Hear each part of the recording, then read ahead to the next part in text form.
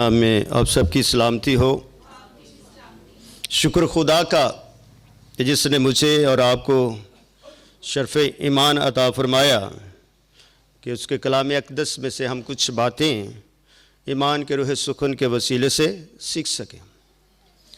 آج ہم نے تلاوت لی خروج 3 باب اس کا 8 تا 7 تک ہم نے پڑھی، اور آج کا جو اس حوالے سے میں نے عنوان لیا ہے وہ عنوان ہے عارضی اور خارجی ظہور۔ عارضی اور خارجی ظہور۔ خدا کے کلام میں سے بہت ساری باتیں ساری کی ساری ہماری زندگی کے متعلقہ ہے، کیونکہ خدا نے موسیٰ پر اپنی تجلی کو ظاہر کیا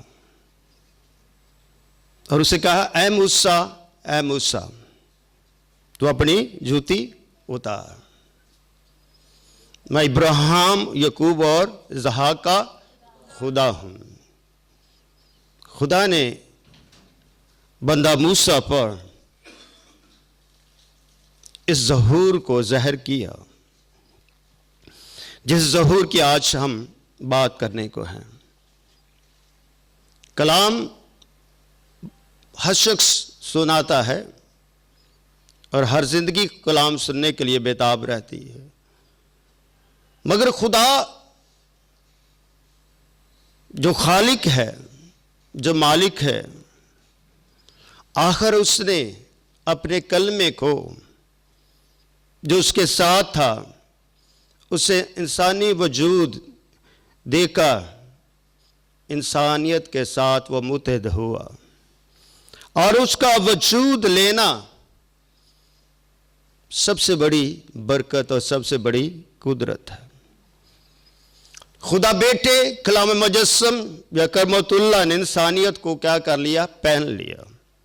پہننے کا مطلب ہے لے لیا، اور اصلاحی بیٹے کی ذات انسانی ذات کے ساتھ ہم وجود ہوئی، یعنی کہ کلمے نے جو اصلی تھا، جو قیامتی تھا، جو الہی تھا، جو جلال و جمال سے بھرا ہوا تھا، اس نے انسانی وجود کو لے لیا اور متحد ہوا۔ لیا نہیں بلکہ کیا ہوا؟ متحد ہوا۔ اسی طرح یہ جو کلام مجسم ہے خدا کا دوسرا اکنوم ہے اور دوسرا الہی شخص ہے، جب اس نے انسانی ذات کو لیا تو مستقل ظہور ہوا۔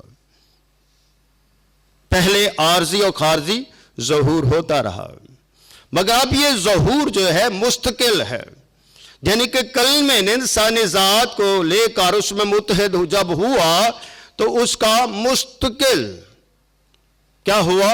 ظہور ہوا،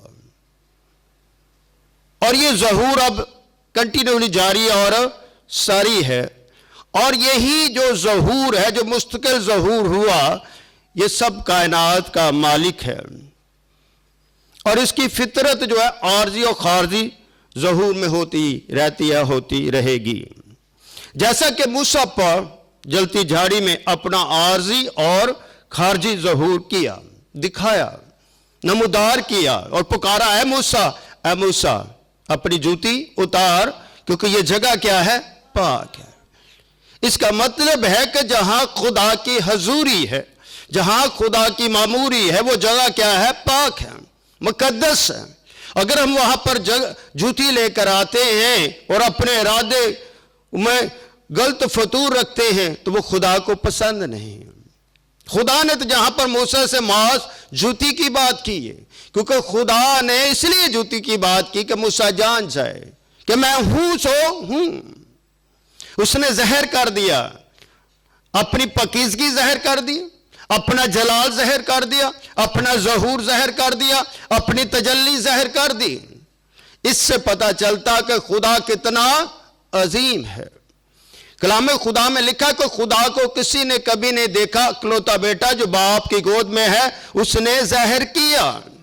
یہ ظہور باپ کا نہیں ہے، یہ ظہور بیٹے کا ہے، کلمے کا ہے، کلام نفسی کا ہے۔ یہ عارضی اور خارجی ظہور ہوتا رہا، مگر اب یہ ظہور مکمل طور پر ہے، مستقل طور پر ہے۔ اور اسی کلمے نے جو عارضی اور خارجی جس کا ظہور ہوتا رہا، جس نے بھی دیکھا اس نے اس کلمے کو دیکھا، جب اس نے انسانی ذات کو پھیل لیا اور انسانی ذات کے ساتھ وہ متحد ہو گیا، تو اس کا مستقل طور پر ظہور ہوتا ہے، مستقل طور پر لامحدود کلمہ محدود ہو جاتا ہے۔ پھر ہم اس کا ایسا جلال دیکھتے جیسے باپ کے عقل ہوتے گا، اور یہ جلال کوئی اور نہیں بلکہ جلال کا بادشاہ خود دیتا ہے، خود اس وجود کو لیتا ہے۔ وجود جو ہے اس کو نہیں لیتا بلکہ کلمہ وجود کو لیتا ہے، وجود کلمے کو نہیں لیتا بلکہ کلمہ وجود کو لے کر اپنی تجلی اور اپنا جلال اور اپنا جمال اور اپنی کمالیت اس زمین پر ظاہر کرتا ہے، تاکہ انسان اس کی لامحدود قدرت کو سمجھ سکے۔ اس لیے میرے عزیز بہنوں بھائیوں، موسیٰ نے اس ظہور کو اپنی آنکھوں سے دیکھا، کسی اور کی آنکھوں سے نہیں۔ کس نے؟ موسیٰ نے بغور اس تجلی کو، اس جلال کو، اس ظہور کو اپنی آنکھوں سے دیکھا کہ ایک جھاڑی ہے اور اس میں آگ لگی ہوئی ہے، مگر وہ جھاڑی جلتی نہیں ہے۔ خدا آگ کی صورت میں اپنی تجلی کو، اپنے جلال کو، اپنے ظہور کو موسیٰ پر واضح کرتا ہے، تاکہ موسیٰ بغور طریقے سے میری اس عظمت کو سمجھ جائے۔ تو اسی طرح میں اور آج آپ سب جو خدا کے کلام سے اس کی تجلی کو، اس کے ظہور کو اور اس کی محبت کو اپنی آنکھوں سے دیکھتے ہیں، جس طرح موسیٰ نے خدا کو دیکھا، اس کلمے کو دیکھا آنکھ ستون میں۔ اور یہ خدا کا نہیں بلکہ کلمے کا ظہور ہے، یہ عارضی اور خارجی ظہور ہے، یہ مستقل ظہور نہیں ہے جو اس نے جلتی جھاڑی میں دیکھا۔ یہ خدا کی عارضی اور خارجی تجلی ہے۔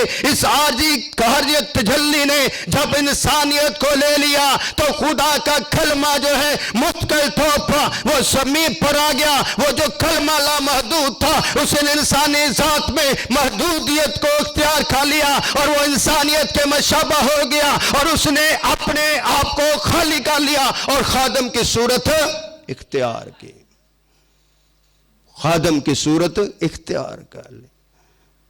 جب اس نے لکھا کہ اس نے اپنے آپ کو خالی کر لیا۔ خالی کس لحاظ سے کر لیا؟ اس لیے کہ وہ اپنی قدرت میں گھنی ہے اور اپنے پیار میں لاسانی ہے۔ اس لیے یہ خدا کا جو ازلی بیٹا ہے، ازلی کلمہ ہے، کلام نفسی ہے، اپنی قدرت مطلق میں کیا ہے؟ بے مثال ہے۔ یہ تمام کائنات کے ساتھ ہم وجودیت اختیار کر لیتا ہے۔ یہ انسانیت کے ساتھ بھی ہے اور کائنات کے بھی ساتھ ہے۔ اس لیے یہ کلام مجسم جو صاحب الوہیت انسان ہے، یہ کامل انسان بھی اور کامل خدا بھی ہے۔ یہ محض کامل نہیں ہے بلکہ یہ کامل خدا ہے، کامل انسان ہے۔ ایک ہی شخص کامل ہے اور وہ کلام مجسم ہے، یہ خرمت اللہ ہے۔ کوئی بھی شخص کامل نہیں ہے، میں اور آپ بلکہ پوری دنیا کے نبی رسول ہوں یا کائن ہوں، وہ سارے کے سارے کاملیت کی طرف کاملیت کی طرف بڑھ رہے ہیں، جس طرح میں اور آپ سب اپنے ایمان میں کاملیت کی طرف بڑھ رہے ہیں، ہماری ترقی ہو رہی ہے۔ مگر یہ کلمہ جو ہے جو خدا کے ساتھ تھا، یہ کامل بھی ہے اور یہ کامل خدا بھی ہے، یہ راست باز بھی ہے اور راست بازی کی دینے والا بھی ہے، یہ مسا شدہ بھی ہے اور مسا دینے والا بھی ہے۔ اس لیے یہ صاحب الوہیت انسان ہے اور یہ میرا مانویل بھی ہے، کیونکہ یہ میرے ساتھ بھی ہے۔ مانویل کا مطلب خدا ہمارے ساتھ ہے، یہ ہمیشہ ہمارے ساتھ رہتا ہے۔ اگر ہم کہتے ہیں کہ خدا ہمارے ساتھ نہیں ہے تو ہم ایمانویل کی گواہی سے منحرف ہو جاتے ہیں۔ خدا نے ہر پیشن گوئی کو پورا کیا اور اپنے کلمے کے وسیلے سے. اس لیے مجھے اور آپ کو فخر ہونا چاہیے کہ ہم اس کلمے پر ایمان رکھتے ہیں جس کا مستقل طور پر چھڑنی میں ظہور ہوا. اس نے انسانیت کو لے لیا اور انسانیت کو کس کے وسیلے سے لیا؟ مقدسہ مریم کے بدن سے بدن کو لیا گیا. جیسے ہی مریم نے کہا تیرے قول کے موافق ہو، تو وہ کلمہ جو لامحدود تھا اس نے محدود ہو گیا اور اس نے انسانی ذات کو لے لیا. جب مریم نے کہا یہ کیسے ہوگا، تو خدا کے فرشتہ جبرائیل نے فرمایا روح القدس نازل ہوگا اور خدا تعالیٰ کی قدرت تجھ پر سایہ ڈالے گی. تو یہ پیغام خدا نے مریم کو دے دیا کہ یہ واقعہ اس طرح رونما ہوگا. یہ واقعہ انسان سے انسان کی طرف نہیں، بلکہ یہ واقعہ، یہ قدرت، یہ عظمت، یہ فضیلت میرے خدا نے تجھ پر ڈالی ہے. اور تو جیسے ہی ہاں کرے گی، یہ کلمہ جو ہے تیرے بدن سے مشابہ ہو جائے گا، تیرے بدن سے ایک نیا بدن اختیار کرے گا. پھر یہ بدن پوری انسانیت کی نمائندگی کرے گا. پھر یہ بدن پوری انسانیت کو منور کرے گا. پھر یہ بدن پوری انسانیت کو روشن کرے گا. پھر یہ بدن پوری انسانیت کی نجاست کو دور کرے گا. پھر یہ بدن کا جلا آسمان پر بھی ہوگا اور زمین پر بھی ہوگا، کیونکہ یہ بدن نورالی بدن ہے اور یہ بدن جو ہے اس کے اندر خدا خود بستا ہے کلمے کی صورت میں. اس لیے میرے عزیز بہنوں بھائیوں، اس کی جو وجودیت ہے، اس کی جو انسانی ذات ہے، اس کے اندر قدرت پہچاتی ہے. اس لیے یہ محدود بھی اللہ محدود بھی ہے. یہ ایک وقت میں زمین پر بھی ہے اور ایک وقت پر خدا آسمان پر بھی. ہم یہ نہیں کہہ سکتے اب یہ محدود ہو گیا تو یہ زمین پر بھی نہیں، بلکہ یہ زمین پر بھی ہے اور آسمان پر. اگر یہ ماں زمین پر رہے تو پھر اس کا اختیار بھی محدود ہو جاتا ہے، مگر نہیں، یہ زمین پر بھی ہے اور آسمان پر بھی. اس لیے یہ لامحدود خدا کہلاتا ہے، جو اس کی قدرت کے ساتھ، جس نے انسانی ذات کے ساتھ کیا کی؟ محبت کی، رشتے کو قائم کیا اور انسانیت کو لے لیا. اس کی قدرت کے ساتھ حکمت چاہے گی. اس کی قدرت کے اندر اس کی کیا ہے؟ حکمت ہے. خدا اپنے کام حکمت سے کرتا ہے اور اس کی الہی حکمت نے چاہا کہ اس کا مستقل ظہور ہو. اس کی حکمت نے چاہا. کس کی حکمت نے؟ باپ کی حکمت نے چاہا کہ کلمے کا کیا ہو؟ مستقل ظہور ہو. مستقل طور پر یہ زمین پر آ جائے اور مشکل طور پر انسان کی انسانیت کو وہ کیا کر سکے؟ سمجھ. وہ سمجھتا تو پہلے بھی تھا، مگر سمجھنے کے لیے ایک بہت بڑا کفارہ دینا ضروری تھا. بغیر کفارے کے انسان کی موخصی ناممکن تھی. اس لیے خدا کی ذات سے باہر کا ظہور خارجی ظہور کہلاتا ہے. بغور سے سنیے، خدا کی ذات سے باہر کا ظہور کیا کہلاتا ہے؟ خارجی ظہور کہلاتا ہے. یہ ظہور خدا کی قدرت سے باہر وقوع پذیر ہوتا ہے، کسی کی اور کی قدرت سے نہیں. یہ ظہور خدا کی قدرت سے باہر وقوع پذیر ہوتا ہے، لیکن ازل سے اس کی ذات کے اندر، یعنی اس کے باطن میں یہ دیدنی، یعنی کہ جو دیکھا نہ جائے، یہ باطنی ظہور یعنی اندر کا ظہور اسے کہتے ہیں. لیکن وقت اور جگہ کے لحاظ سے یہ ظہور خارجی کہلاتا ہے. وقت اور جگہ کے لحاظ سے یہ ظہور کیا کہلاتا ہے؟ خارجی ظہور کہلاتا ہے. اور خارجی ظہور کے اندر ہم بہت ساری عظمت اس کی دیکھتے ہیں. اگر لکھا کیا باپ اور بیٹے اور روح القدس کو ہم وجودی تجسم کہہ سکتے ہیں؟ ہرگز نہیں. اس کا مطلب کیا ہے؟ باپ اور بیٹے اور روح القدس کا جو تجسم ہے بے حد قدرت کے لحاظ سے تو ممکن ہے، یعنی کہ از روح خدا کے لحاظ سے ممکن ہے، مگر از روح حکمت آسان نہیں ہوتا. پھر سے باپ اور بیٹے کا تجسم یعنی کہ اس کی پیدائش انسانی ذات بے حد قدرت کے لحاظ سے تو ممکن ہے، مگر از روح حکمت ایسا نہیں ہوتا، نہ ہوتا ہے. مگر حکمت سے لحاظ سے یہ ظہور انسانی ذات میں ہوا. وہی بات کو خدا جو چاہے وہ ہو سکتا ہے، مگر خدا اپنے اصول سے بے اصول نہیں ہوتا.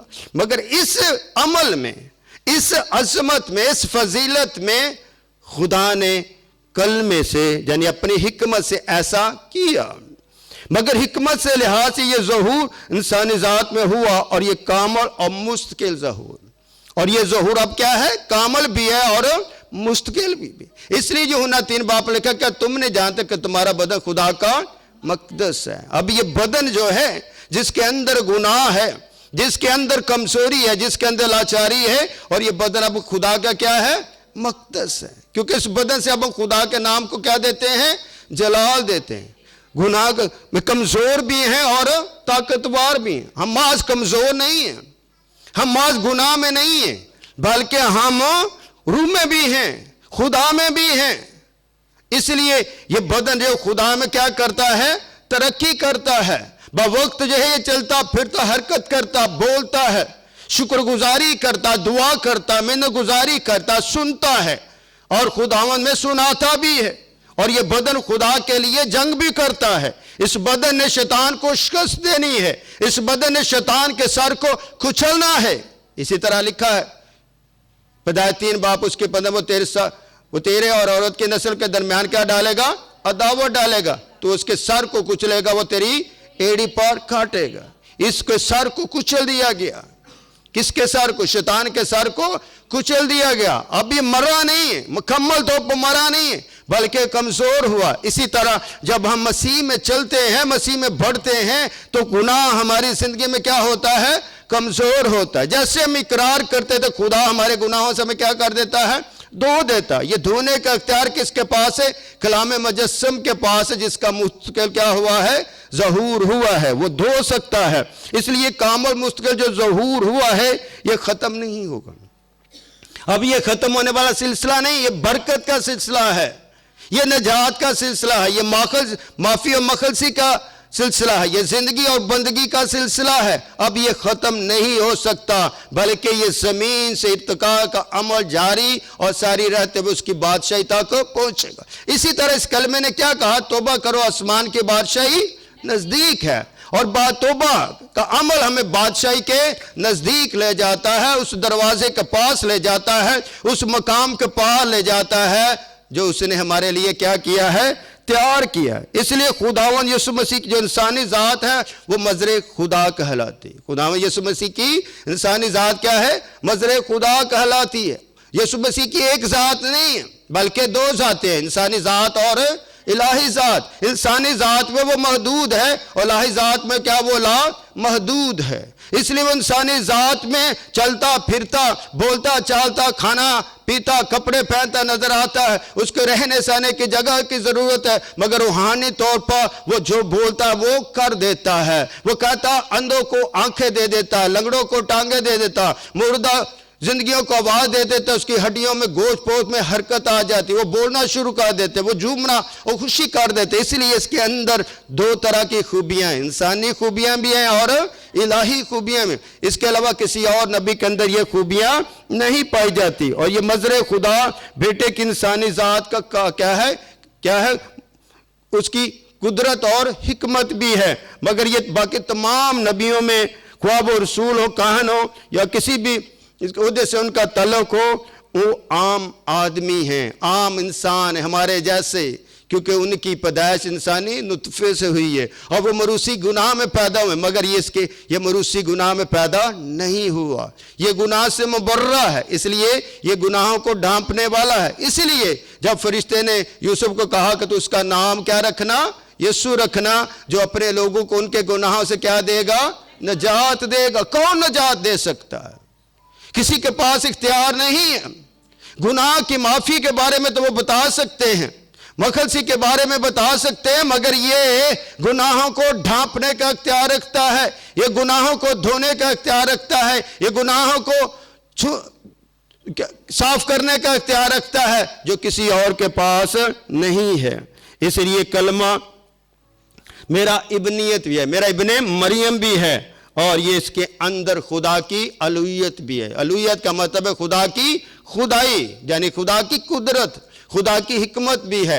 इसलिए ये मुकाशवा का देने वाला भी है, और मुकाशवा देने वाला है यानी बोलता है। इसलिए उसने सब कुछ पैदा किया और उसकी वसीले से सब कुछ पैदा हुआ। जो उसने बोला वो क्या है, وجود پذیر ہوا۔ یہ زندگی کا مکاشفہ ہے۔ اس زندگی کے مکاشفے کو اپنی زندگی سے دور نہ کریں، بلکہ اس کامل انسان پر، کامل خدا پر اپنی نظر مرکوز رکھیں۔ جب اپنی نظر اس پر مرکوز رکھیں گے تو آپ کی زندگیاں خدا کے چرنوں میں آ جائیں گی، خدا کے ساتھ جو ہیں وہ مشکل طور پر جڑ جائیں گی، متحد ہو جائیں گی، اور آپ کی زندگیاں جو ہیں وہ خالی نہیں رہیں گی۔ ہماری زندگی میں کہیں نہ کہیں خلا رہتا، پوری زندگی اس خلا کو ہم پر کرتے رہتے، مگر وہ خلا پر نہیں ہوتا، مگر وہ خلا ہم اپنی طاقت، اپنی لیاقت پر، اپنی خوراک و پوشاک، اپنی دولت و شہرت کے وسیلے سے پورا کرنا چاہتے ہیں، مگر وہ پورا نہیں ہوتا، کیونکہ خواہشات